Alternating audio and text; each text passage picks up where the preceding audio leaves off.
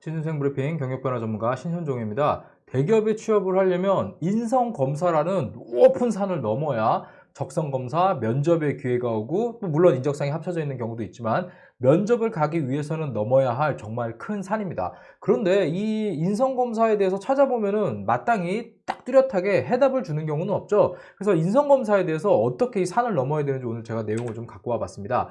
인성검사 같은 경우는요, 시험이라고 하는 경우가 있는데 정확히는 검사 또는 테스트라고 보는 게 맞아요. 내가 어떠한 성향을 가지고 있는지, 어떠한 유형의 사람인지를 어세스먼트, 평가를 통해서 사람의 유형을 분류하는 거를 인성검사라고 쉽게 생각하시면 좋겠습니다. 근데 보통 이제 인성검사를 찾아보면 이런 얘기 많이 하죠. 진정성을 가지고 용기 있게 자신에 대해서 쭉 얘기하다 보면은 뽑는 사람이 보고, 이야, 좋은 사람이네, 이 사람을 선발해야겠어 라고, 문제가 없다 이렇게 판단을 하고 아마 인성검사를 통과할 것이다 라고 보통 나와 있는데 절대 그렇지 않거든요. 기본적으로는 우리 회사에서 일할 사람을 뽑는 거기 때문에 맞지 않는 사람을 걸러내는 기능을 하는 게 바로 인성검사거든요. 그리고 지원자가 많을 때 이 사람을 떨어뜨리기 위한 수단으로서 되게 좋죠. 그런데 지원자가 적으면은 인성검사를 통해서 사람을 떨어뜨리지는 않거든요. 참고용으로만 쓰는 거지. 그래서 인성검사가 어떤 회사에서는 탈락시키는 방법으로 사용하기도 하지만 정말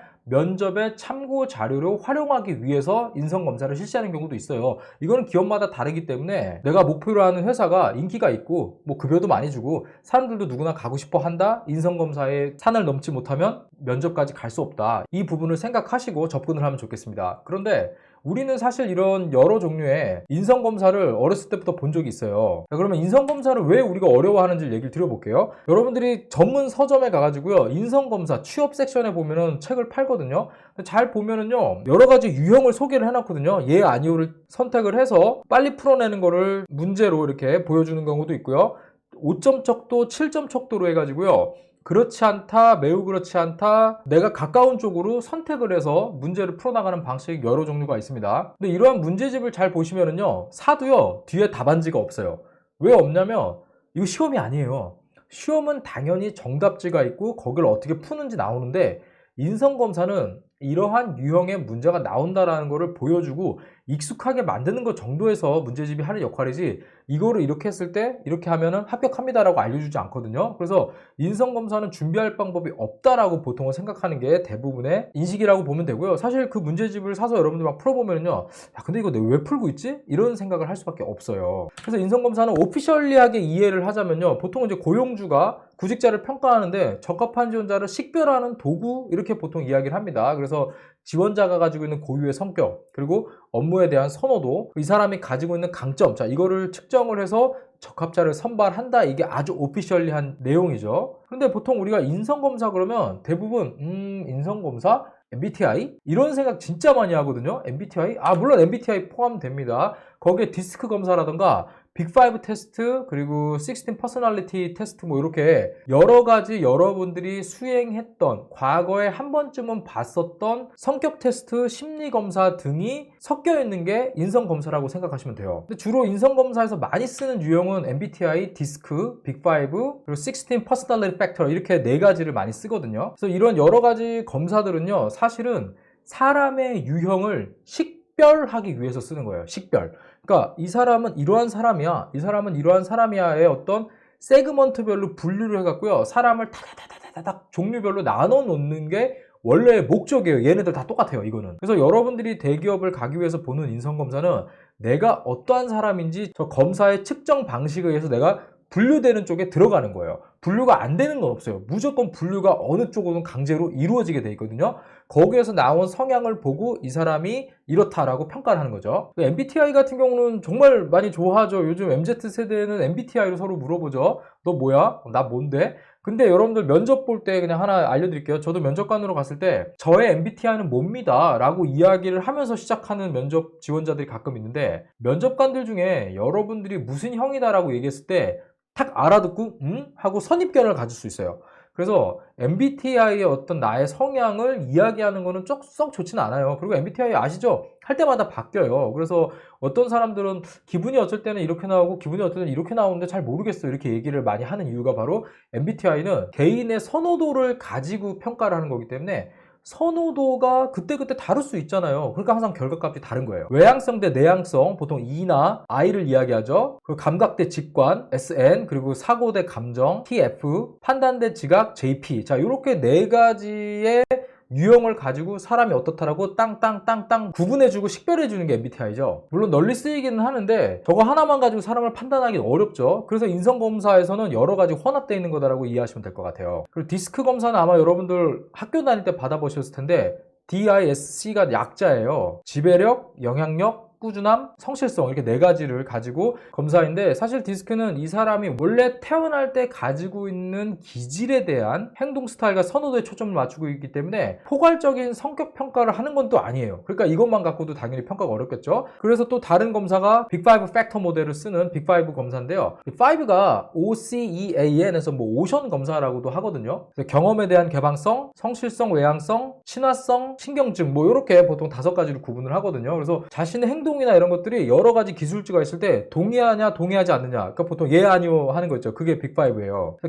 개인이 가지고 있는 어떤 포괄적인 어떤 성격의 개인의 강점이나 약점이나 선호도를 나타내는 평가 방식이다라고 이해하시면 돼요. 그리고 인터넷에서 많이 보셨죠? 아마 16 Personality Factor, 16 Personalities ORG인가요? 뭐 여기에 들어가면 나오는 테스트인데 이것도 뭐 따뜻함, 추론, 정서적, 뭐 사생활, 자립, 완벽주의, 뭐 긴장도 이런 걸 16개로 쭉 나눠가지고요. 어떤 심리 상담을 하기 전에 임상평가를 하는데 앞서서 이 사람이 어떠한 상황에서 어떠한 행동을 할 것이다 라고 예측하는 거를 평가하는 테스트거든요. 그래서 요거 외에도 되게 많은데 보통은 이거 4가지 검사 외에도 여러 가지를 섞어서 만들어서 기업에 커스터마이즈해서 인성검사가 이루어진다 이렇게 이해하시면 돼요. 그런데 각각의 개발사, 그러니까 이 채용 대행을 하는 회사나 기업에서 인성검사를 사오는 경우가 있잖아요. 사오는 회사에서 어느 쪽에 조금 더 이 개발자나 거기에 연구진들이 있어요. 뭐 박사, 석사 이렇게 심리 쪽을 전공한 분들이 보통 여기에서 어느 쪽을 선호하고 어느 쪽의 검사 설문지를 더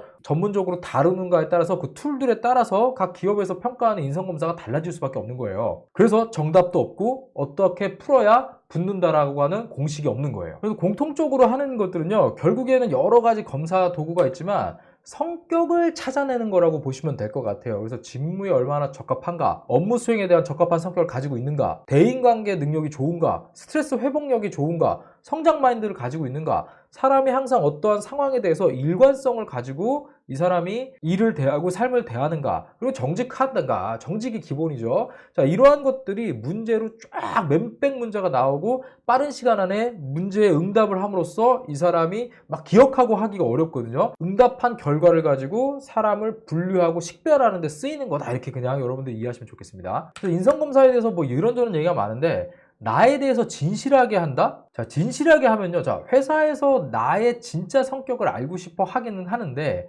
선발, 합격하는 사람의 기준은 내가 아니죠. 자, 이게 맹점이 있는 거예요.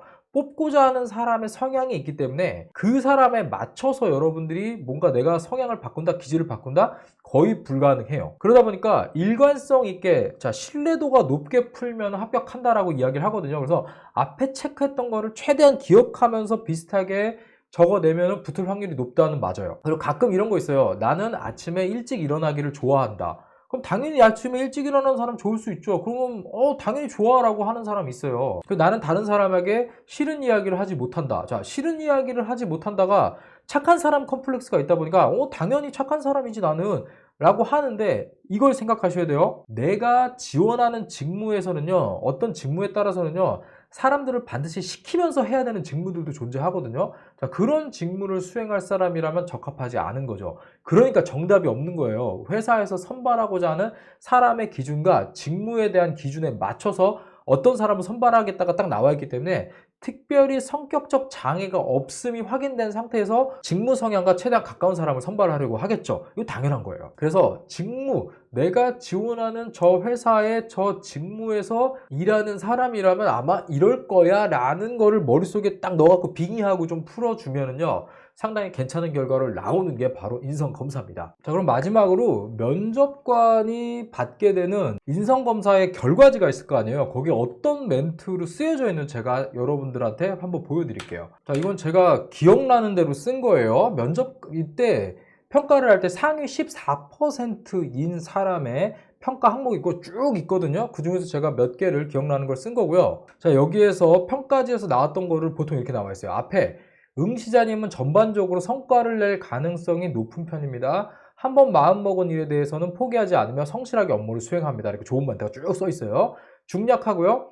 끝부분에 자신이 속한 조직이나 사회에 대해 부정적으로 생각하지 않습니다 라고 하면서 장점, 단점이 있는데, 장점은 뭐 다 있으니까 단점은 일을 성취하려는 열망이 부족하다 하면서 그게 왜 부족한지 점수로 쭉 나와 있거든요. 자, 보통은 이러한 멘트들이 나오는데 제가 지금 읽어드린 이분은 상위 14%로 제가 기억을 합니다. 이렇게 좋은 멘트가 써져 있으면 당연히 면접관이 어떻겠어요? 면접 들어왔을 때 이 사람 괜찮겠네 라고 판단하겠죠. 근데 하위권에 있는 사람은 당연히 좋은 멘트가 점점 줄어들고 부정적 멘트가 늘겠죠. 그래서 아예 뽑혀오지 않았거나 볼 때 선입견을 갖죠. 당연히 이 사람 아닌데 라고 볼 수 있는 거예요. 그렇다고 해서 이게 전반적으로 채용에 엄청난 영향을 미치느냐? 그렇지 않습니다. 왜냐하면 참고 자료예요. 이거를 보면서 면접을 봤을 때 받는 느낌이나 평가하는 기준이 있을 거 아니에요.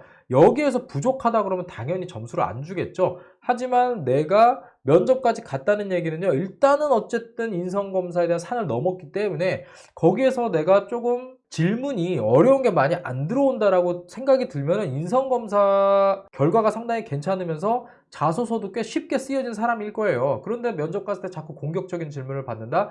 인성검사에 부정적인 멘트가 많이 있거나 자기소개서를 읽었을 때 면접관이 빨리 이해 못하게끔 썼기 때문에 질문이 어렵게 나갈 거라고 보시면 될 것 같아요. 자, 그래서 채용은 연결되어 있는데 이 큰 산 넘으려면 인성검사를 넘어야 되는데 제가 오늘 한번 정리를 해봤거든요.